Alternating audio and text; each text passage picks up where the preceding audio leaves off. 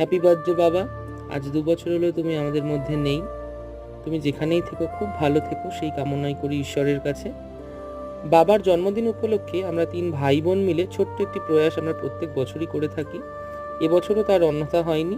আমরা 3 ভাই বোন মিলে গরিবদের উদ্দেশ্যে কিছু ছোট্ট ছোট্ট প্রয়াস কিছু করার চেষ্টা করেছি। এবছরেতেও ভূতনাথ মন্দির চলে গেছিলাম আমরা। সেখানে গিয়ে গরিবদের উদ্দেশ্যে জল, কিছু খাবার, অন্ন আমরা তাদেরকে ডিস্ট্রিবিউট করেছি সেখানে।